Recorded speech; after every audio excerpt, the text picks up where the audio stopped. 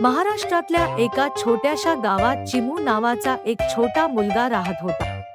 त्याच्या आईने दिवाळीसाठी त्याला एक सुंदर नारंगी रंगाची घागर दिली होती. ती घागर इतकी खास होती की ती बोलू शकत होती. चिमूला आश्चर्य वाटले. हे काय? त्याने घागरीला विचारले. मी बोलणारी घागर आहे, हसून घागरी म्हणाली.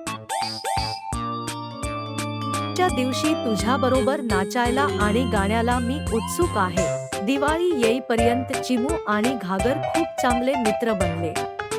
ते दोघे घरात सर्वत्र फिरत असता आणि चिमू घागरीला गाण्यांची ताल दिला की ती त्याच्याबरोबर नाचत असे.